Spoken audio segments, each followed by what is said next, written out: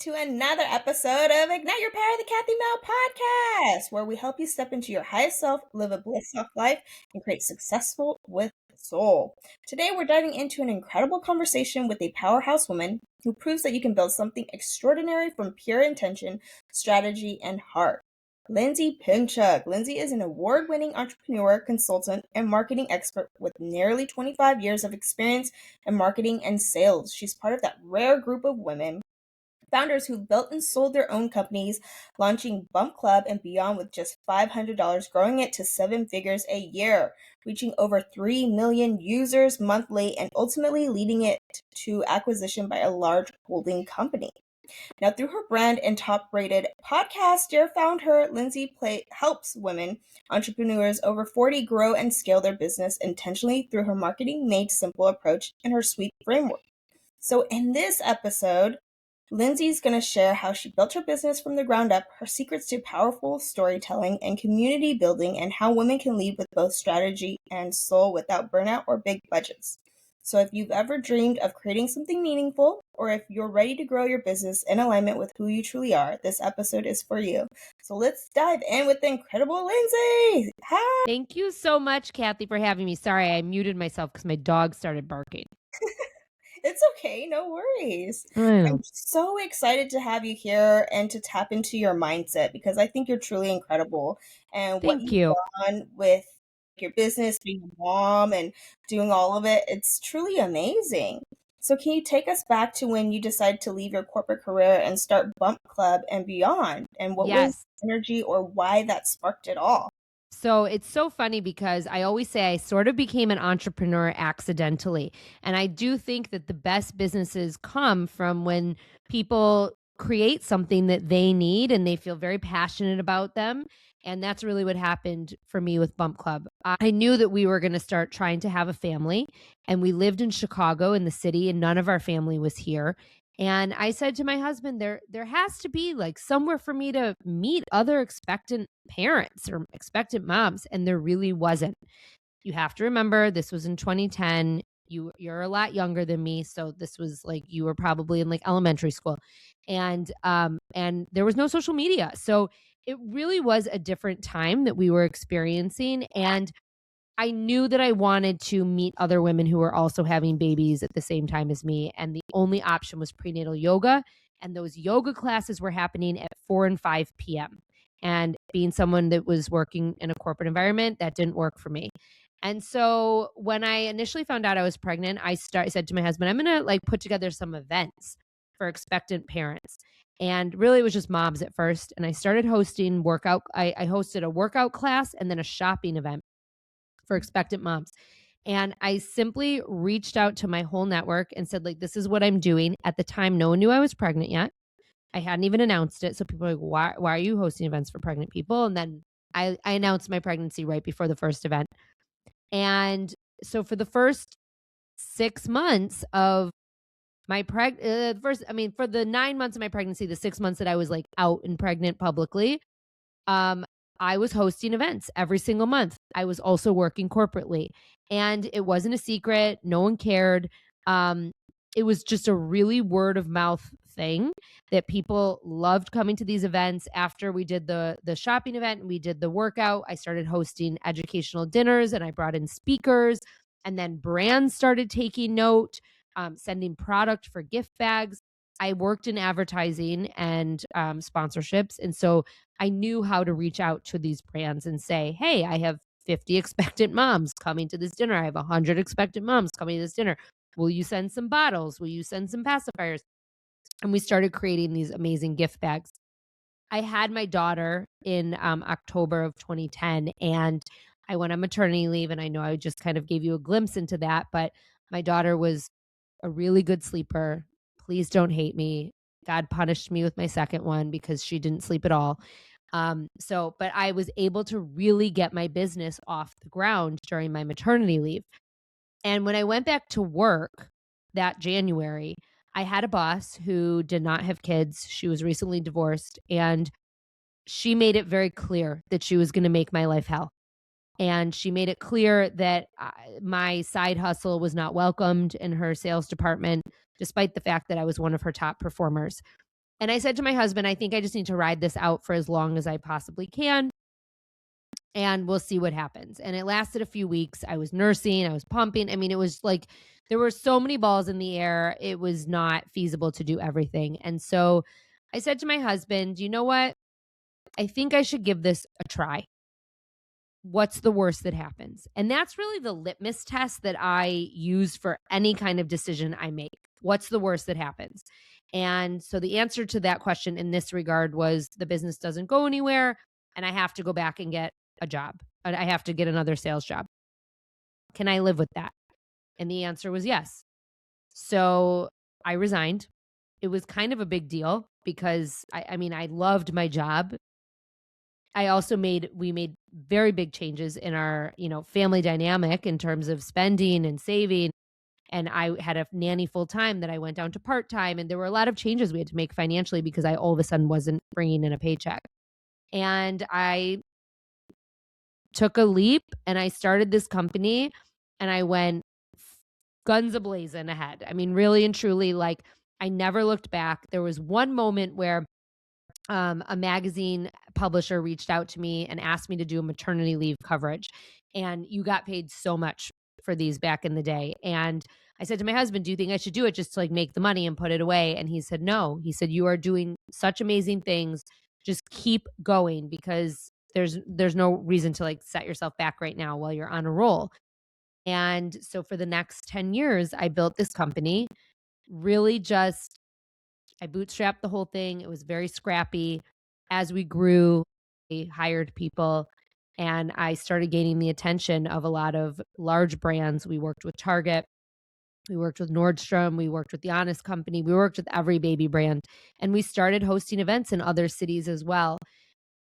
From a corporate standpoint, because I know you said take us back to when you left your corporate job, I I never I never looked back. Like, it was really like I knew that it was there if I wanted it to be, and I could always get another job, but I really believed in what I was doing, not just from, like, hosting events and building a company, but I saw that the community we were building really needed this service, and they really needed what we were offering, and it was what set us apart from any entity in the baby and parenting space, and I was living that life, and so it was it didn't feel like work, and that's what I did for the next 10 years as I built this company until I was approached to sell it.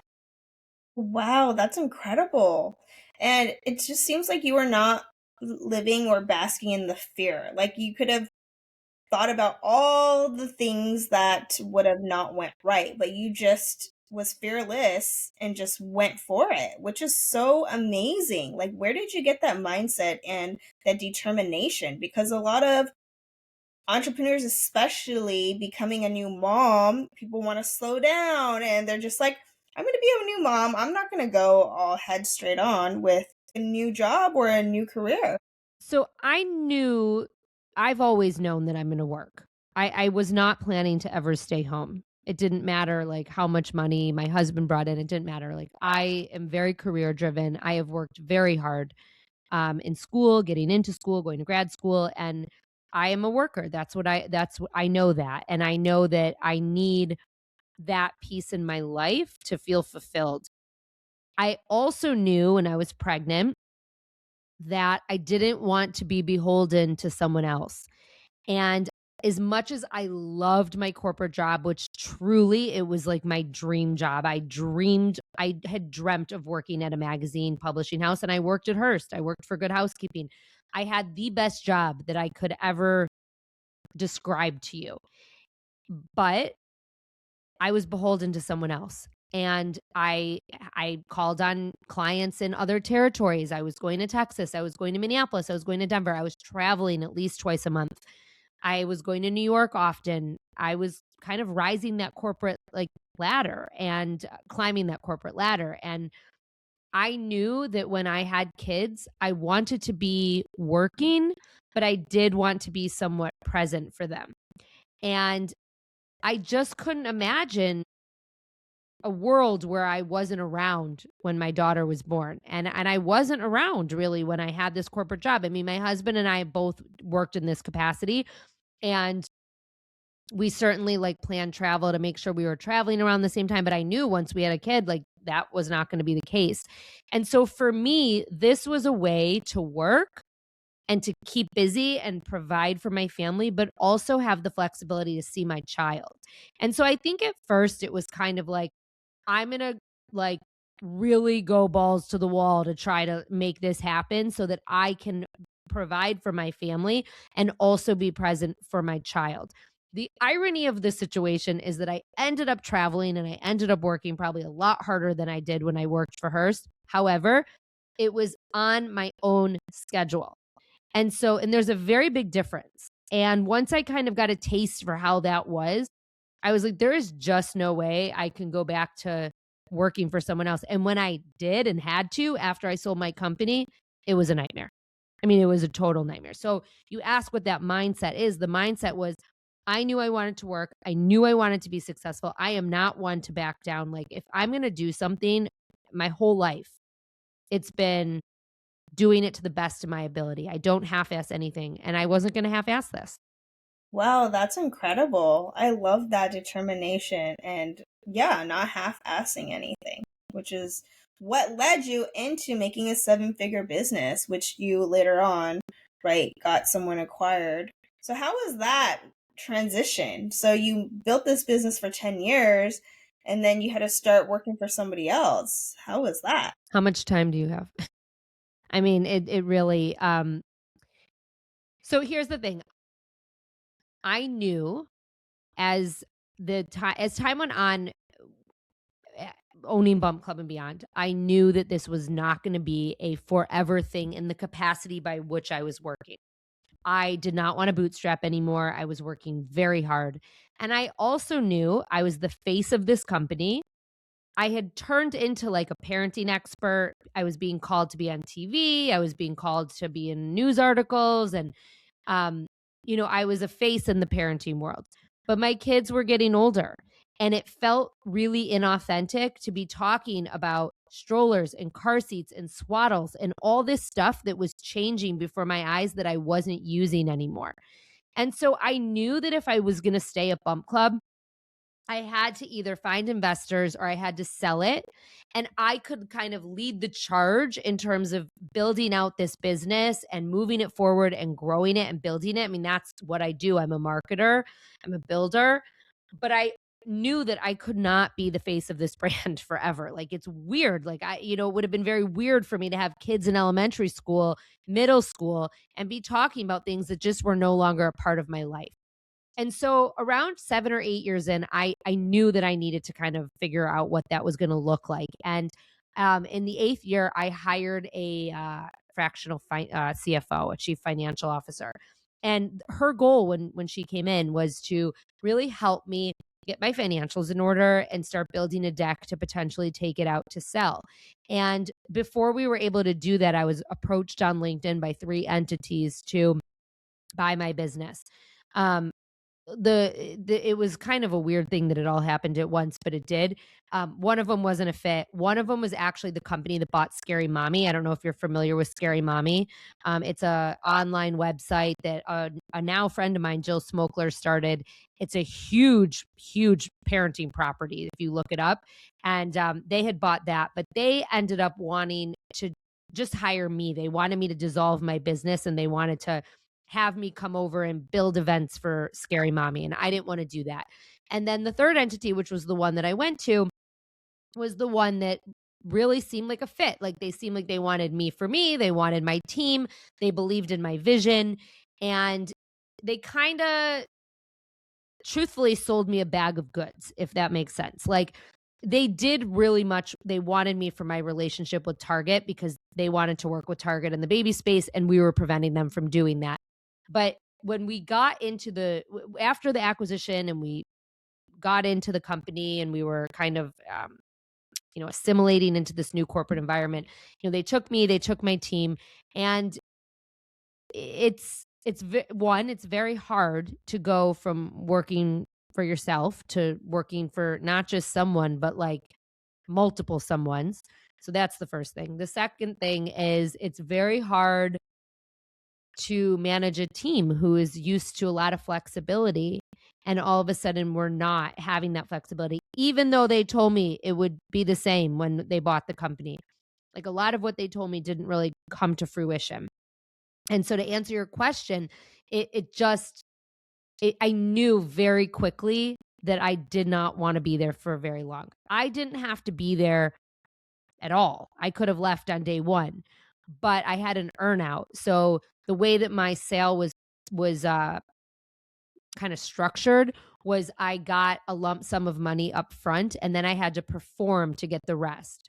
I didn't make my earnout. And that's something that I'm just starting to share, largely because of contractual obligations. But they didn't give me the resources that they were promising me, that they told me they were going to give me.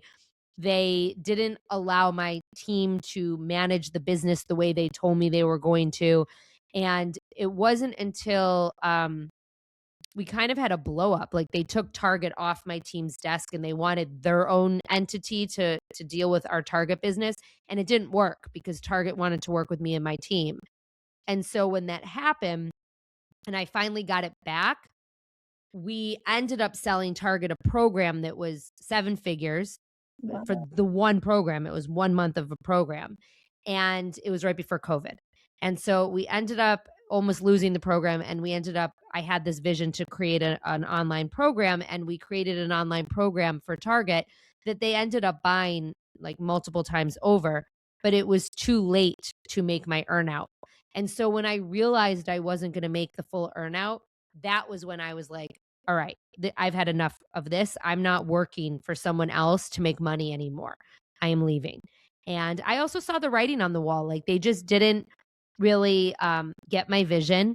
They were a B2B company and we were B2B, B2C, and they didn't really understand the B2C component, no matter how hard I tried to get them to understand what they had to do to grow this business. And I realized that this was not going to be for me, and it probably was going to go under. And it did. It did. 18 months after I left, they closed the business.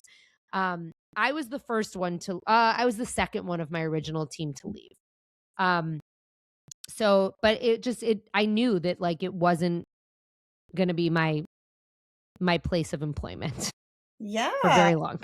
For sure. But thank you for sharing your stories and being so open and honest about it. It's just so amazing to see what you've had to deal with, what you've had to go through, and still yet come out on the other side, still positive, happy. But that led you closer into what you're doing now, right? So tell us a little bit about that, because now you have a podcast yourself, and then you're coaching women over 40, which is amazing.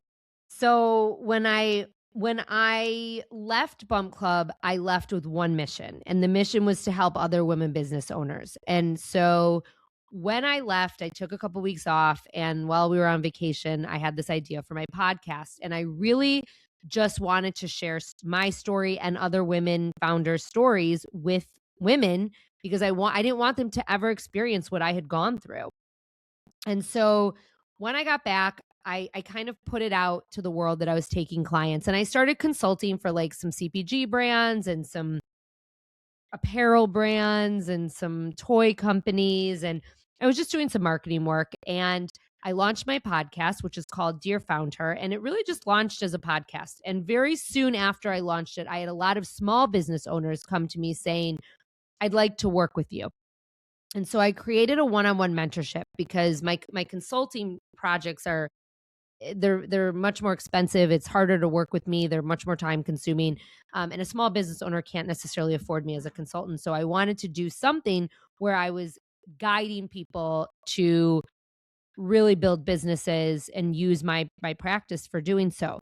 And when I took a step back and I thought about how I built this business, I realized I built it very simply. I built it through very basic, simple marketing strategies and tactics that many business owners don't use. I think a lot of business owners, jump with every limb into social media or ads or trying to get on trends and forget about a lot of the basics, which are telling your story, storytelling, email, events, partnerships. I mean, I built a whole business off partnerships.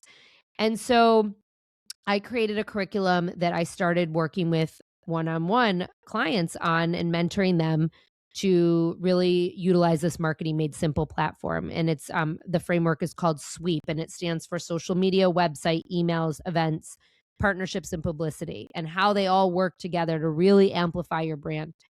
And very shortly after I started working with people one-on-one, I realized I was telling these women the same thing. And so I created a group mentorship, and it's become really and truly the linchpin of everything that I do. I launch it in cohorts. So I do like 2 to 3 cohorts a year, 10 to 12 women. And it's a year. It's a year-long program. I meet with them once a week, and I teach them how to build and market their business. I also have an online networking community that if someone isn't ready for the mentorship, they can join the community. We meet once a month. I answer questions. They network with each other. They collaborate with each other. It's really amazing. And this podcast has turned into a movement. Wow. You know, it really is not just a podcast. It is a movement. It is a community. It is events. It's amazing. Awesome. So, And when yeah. did you start your podcast? Because When did what? Sorry? when did you start your podcast? I'm in my 4th season. So I started it in 2022. And so going into 2026, we will start our 5th season. How exciting. That's awesome. So you're now into doing more of what you love to do, is mentoring women and empowering them. It's interesting that you say that because people ask me all the time if I get upset about my company. And of course, there was a moment in time where I was. I mean, who wouldn't? I spent a decade of my life building this company. I couldn't do what I do now without that experience. And so I do believe everything happens for a reason. It took me a bit of time to really come out the other side. And it was very hard.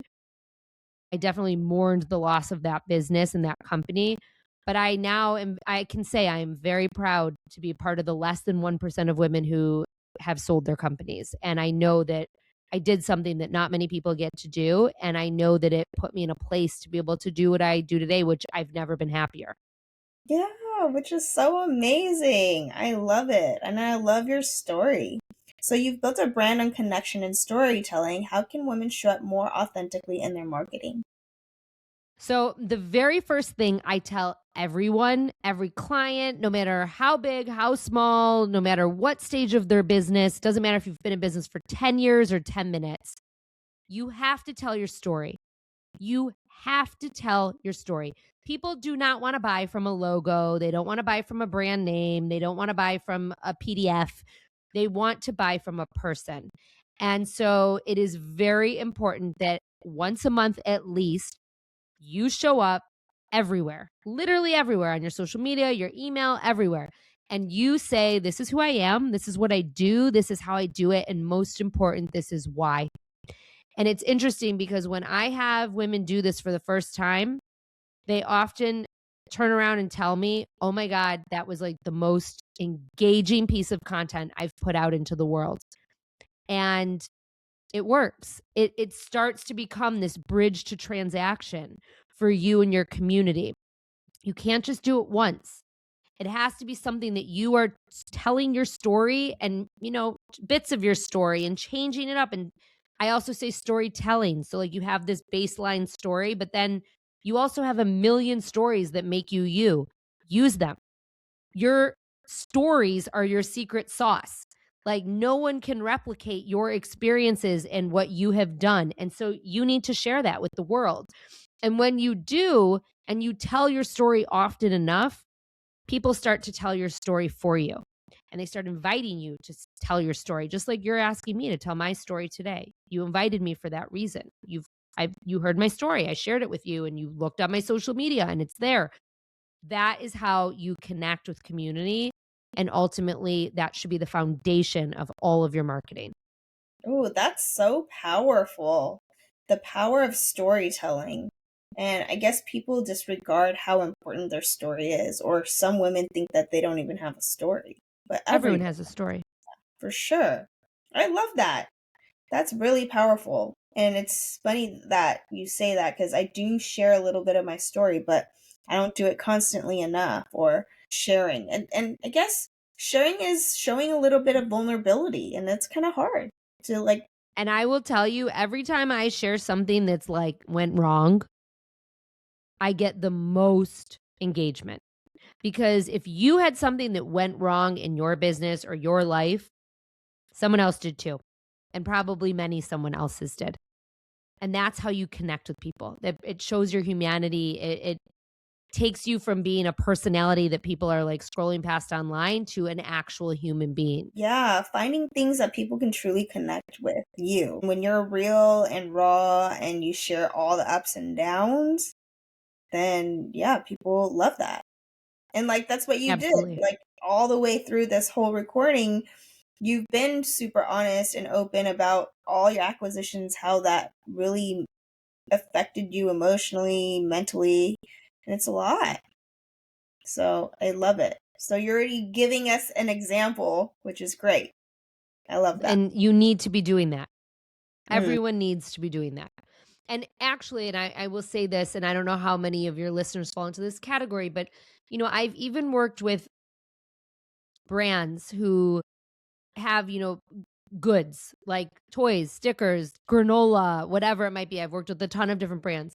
And I always tell the founder, you need to come out from behind that curtain and tell people why you started this business. I was just saying, I've told like companies that are big companies that have goods that they're selling. Like I've said to the founder, you need to come out from behind the screen here and tell people why you started this granola company, why you started this apparel brand, why you started, everything. And they do, and it makes the world of difference. Ooh, I love that. That's great.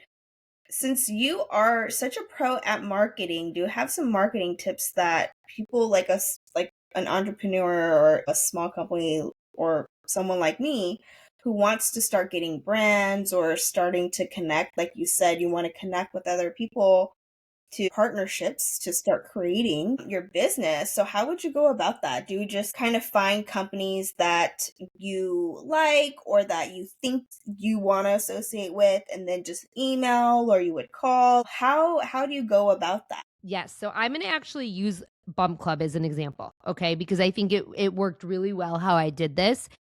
And the key here is you have to build upon what you're doing. You're not going to like go all in and all of a sudden have like a 6-figure deal with a company. So with Bump Club, we had events. And for these first 2 events, they weren't even paid. People didn't pay to come. They were free. I made not a dime. And I reached out to various brands in the baby and kids space. And I said, I'm starting a company. I'm hosting these events. I have 50, 75, however many people coming. Would you like to sample? Would you like to provide product? Would you like to do a giveaway? I mean, these are all things like if you are talking to a community, there are companies out there who want to talk to the people who you are talking to. So make it relevant. And I didn't charge them. I put their logo on like the asset for the event, and I got them involved. I sent them pictures after. I talked about them. It's about servicing them also. It's a give take. It's a partnership. It's not just them giving you product and walking away. It's like really taking it to the next level. And what ended up happening was a couple things. One, other companies took notice that their competitors were working with me. And so they reached out and said, well, how can I get involved? I also would reach out to additional companies and say, look at all these brands that we're working with. And other companies would say, how can I get involved? So it's building, right? Yeah. And then eventually what happened was some of these brands that were just providing product turned around and said, how can we work with you in a bigger way? Like, we have a budget. We'd like to do more with you. And so I created a package and I said, okay, well, here's a sponsorship package. Here's what you get. And I would outline the 10 deliverables and I would put a price tag on it. And guess what? It's kind of like guessing. Like, there's no formula. I think the first sponsorship I ever got was either from Graco or Summer Infant. I honestly can't remember. It was one of the two because I worked with them both back to back. And I think it was like $2,500 that I got. But, over time, I was working with more and more brands.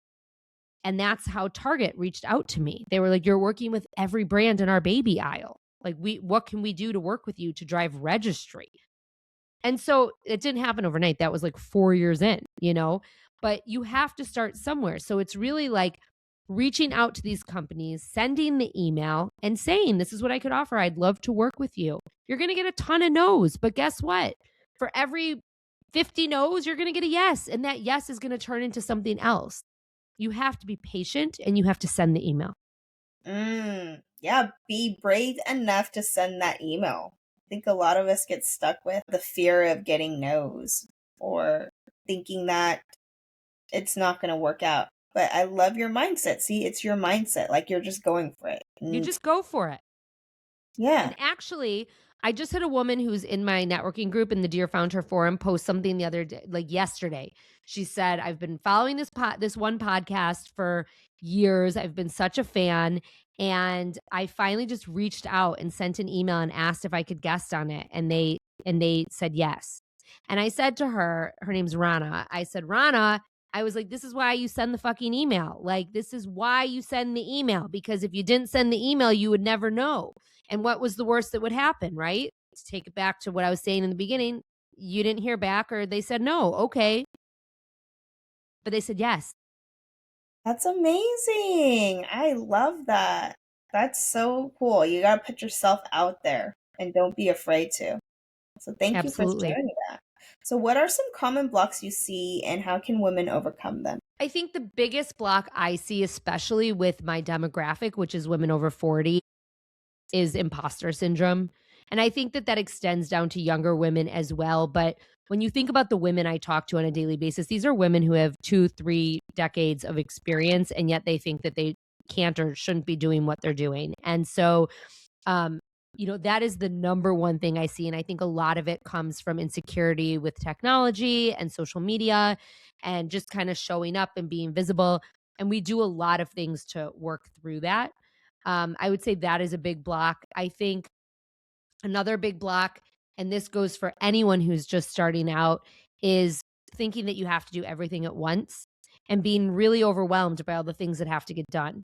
And the way I always kind of tackle that is I take the thing that I need to do and I write down the steps that I need to do in order to do it. And I try to just cross them off. Like, if it's landing a certain podcast, it's, I need to write the email. I need to make sure my marketing's in place. I need to whatever it might be. I do it step by step. And I think when you break things down, it helps you to move forward faster and really get a good picture of what it is that you need to do versus being like, oh my God, I have like so many things that I have to do. But like a lot of times it's your mindset. Yeah. So I would say those are the two big roadblocks I see. I truly believe that too. And imposter syndrome is huge. It's not just for any age group. I feel like a lot of people just have imposter syndrome because they just don't feel worthy enough or confident in themselves enough or believe that they are able to be or do whatever they need to. Everyone has something to offer. That's true. Yeah. But how do you make people understand that they do have this unique skill? You tell your story. Yeah. Ooh, I love that. I love that. That is so true. And it goes back to the basics again. So what do you think are the basic things that everybody should be doing? So I think you already kind of mentioned it, right? The sweep method. But also, what other things that people should be doing? Like, telling their story. And if there's one thing that I would tell a new business owner to do besides tell their story, it's collaborate with other people. And like it's network and collaborate. Those two things kind of go hand in hand. So like network, you need to have support around you and you want to find people that don't just lift you up, but that will encourage you, that will challenge you and potentially work with you, not necessarily in a paid capacity, but in a visibility capacity, or will refer you to other people for that. And that goes hand in hand with collaborating with other people. If there's one marketing strategy or tactic that works when you're starting, it's to find people to partner with, because when you do, one, it's free, and two, you're borrowing their community. I just did a whole lesson on this yesterday. Like, look at people and find businesses, brands, companies, entities, people, influencers who really and truly share the same community as you and find ways to work with them. Because when you borrow their community and they borrow yours, everyone wins. That could be doing a podcast. That's an example. I mean, this is an example of partnering and collaborating. It could be creating Instagram content together. It can be doing an email swap. It can be doing a giveaway. I mean, there's so many different things that you could do to partner. That is how I built my first company. I reached out to a boutique fitness studio and said, "Can you provide a free class? I will fill it, and would you like, and I'll put your logo on things." And that's a partnership. So you Wow. have to think about the ways that you can give and then receive. And Mm. when you are partnering, there's no money exchange. It's just really about relationship building. And then you look at your network and you say, okay, how can, like, who in my network can partner? And that's why this networking and collaboration goes hand in hand. I love that. I love that so much. That is so true. Thank you for that. Because I feel like people, or usually new entrepreneurs, always think they have to do a lot by themselves. And then they kind of overwork themselves and then they burn out. So, Totally. yeah, collabing and finding partnerships. But that's brilliant. Yeah. But see, you have a different mindset. Like, I wouldn't go and think of that unless now you tell me. I'm like, oh, okay, I could maybe do something similar, but that's by experience and Like your host an event in a retailer or like a brick and mortar. Like you have something to offer and that's your knowledge and your coaching. Find a venue where your community patronizes and ask if they would like to do an event, like a girls' night, and offer a little seminar and they'll promote it and you promote it. Everyone wins. Mm, okay. So yeah, putting yourself out there again. Really figuring out how to utilize your skills and then offer it. So, how do you balance being a mom, entrepreneur, and mentor while protecting your energy? Okay, so there's no such thing as balance. I hate to break it to everyone. There just isn't. And so the way I look at things is when I'm momming, I'm momming. And when I'm working, I'm working. And that's how I build my schedule. It wasn't always like that. And it took me a really long time to get here. There were definitely years where I was, checking my email like while I was at the playground and not playing with my kids. And truthfully, I regret that. But now I really and truly like, for example, I don't pick up my kids anymore. They take the bus. But like if I'm driving them after school, I'm driving them and I'm talking to them. I'm not like on my phone when we're waiting. Like I don't do that. So, and on the weekends and at night when we're eating dinner, no phones. Like, I go back to work later if I want. Um, and there are days that like yesterday, both my kids had doctor's appointments in the afternoon. I didn't work all afternoon. Like that's just how I build my schedule. There really is no such thing as balance, but I really do try very hard to be present in what I'm doing in the moment. Yes, being present, and that's all that matters. So it eliminates the mom guilt and all of that when you're actually intentional. So if every woman listening could take one action today to ignite her power and build a life of business she loves, what would it be? There's a lot I could say here, but I think the number one thing I would say is to be yourself and truly be yourself. Like don't try to emulate someone else, don't share someone else's viewpoints, don't try to copy people. Just show up as you. I I saw in the last couple of years, I have seen what happens when you do that. And I am a very prime example of that. And I showed up as myself in October of 2023. And I lost a lot of followers because of my viewpoints, because I'm Jewish. And people found out I was Jewish. I'm not hiding who I am. And I lost like 5, 6, 7,000 followers. I don't know, something crazy. And I gained 60,000. Wow, that's incredible. And to me, that was proof in the pudding that when you show up as yourself and you're unapologetic about who you are, the right people magnetize towards you and want to be in your world and want to be in your community, and really amazing things happen. You don't want to do things with people who don't believe in you or who don't like you, or, just be yourself, unapologetically you all the time. I love it so much. Thank you so much for today's conversation, for letting us tap into your mindset and sharing your story so openly. So last but not least, where can the listeners learn more about you or want to work with you? You can find me on Instagram at Dear Founder, DearFoundher, or at www.dearfounder.com. And that's all my information is there as well. Perfect. I'll put it also in the show notes below. But thank you again for being here. And I'm just so honored to even be able to talk to you today and tap into Thank you so much, Kathy, for having me and for giving me the platform to share my story. I really appreciate it. And I'm really I'm happy that I'm really grateful to have been able to be so open with you and your listeners. And I'm always open to answering any questions. Yay. All right. Thank you so much. Thank you so much for spending this time with me on Ignite Your Power, the Kathy Mou Podcast. If today's episode resonated with you, take a deep breath and know this: you're exactly where you're meant to be. If you're feeling called to go deeper, I'd love to support you.